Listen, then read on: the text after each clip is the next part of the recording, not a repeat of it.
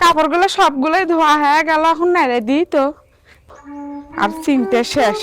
কে আপা, কি তুমি যে এই বেড়ে এসো সেই বেড়ে কাপড় কি বস্তা করে প্যাকিং করে নিয়ে আসো? এক পালা মুখ কাপড় চোপড় ধুয়ে নাই দিছো, আমার হুইল সামান লাগে না? এলে তুই কি কোস? আমি আছি না এর কয়দিন থাকিচ্ছি, সেলে ময়লা হবে, সেলে ধোয়া লাগবে না। আর ময়লা কাপড় আমি নিয়ে যাবো আমার বাড়িত। আমার শরীর দেখে কবি বাপের বাত মনে হয় হুইল সাবান নাই। ও ধোয়া কাপড়গুলো বাট নিয়ে এসে আমার বেটার হুইল গেলে শেষ করে ইচ্ছে কতার ঘর করবো আমি। তো নিয়ে যাবা, বাড়িতে নিয়ে যাওয়া ধুবে। আর তোমার ভাইয়ের যে নাই সেটা তুমি বোঝো না? ভাইয়ের থাক না থাক, এখন আমি নাইয়ে রাখছি, এখন আমার দেওয়া লাগবে। আর তুই কি করছু? আমার ছবি মনে হয় হুইল কেনে না। না কিনি না তো, কিনলে ফির ধুলে হয়। আমার স্বামী কেজি কেজি হুইল কেনে, 2 ডজন করে শ্যাম্পু কেনে। কিনলে ফির আবার ওই জায়গায় ধুলে হয় নাকি? কেনে না জানে তো ধুচ্ছ শোক শোক কি প্যাকিং করে নিয়ে এসে পি ধুচ্ছ? শোন, তুই ঝগড়া করিস না, আমার ভাই আসুক আগে। তা কোয়াও তোমার ভাইয়ের যায়, আমিও দেখমুনি। আচ্ছা, তার মতো গরম করে দেয়।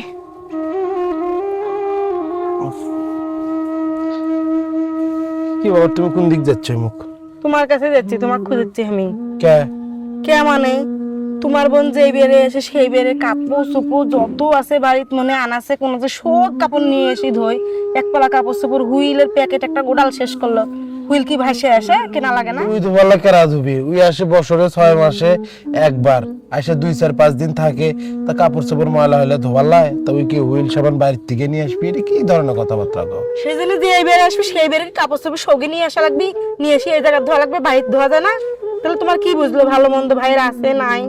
হ্যাঁ, আচ্ছা, একটা জিনিস আমি বুঝলাম না, আমার বোনক দেখে তোমার এত হিংসা হয় কি? আর কি আর আমার বোন কি এটা আমার বোনক বুঝান যাবি যে আমার কি আছে না আছে? হ্যাঁ, আমি কষ্ট থাকলে আমার বোনক বুঝান যাবার নাই। এই জন্য আমার বোন কাপড় ধোবার যাবি, আমি কম আমার হুইল নাই, হুইল নেস না, হুইল যাতে বাড়িতে নিয়ে আসিস।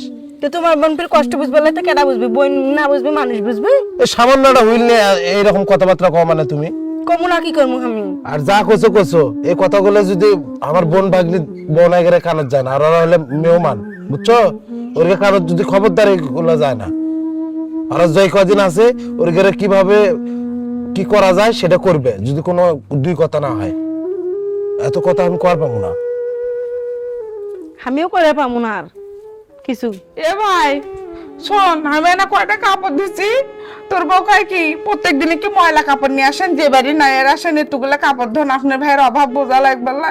আমি কি প্রত্যেক দিনে এসে কাপড় ধুই? এতগুলো কথা শুনেলো আমাকে, আমি থাকবো না, বাদ যাবো। আচ্ছা হোক, তুই এলে মন খারাপ করিস না, তোর বাদ জল একবার লাই ওক যা কর আমি কষি।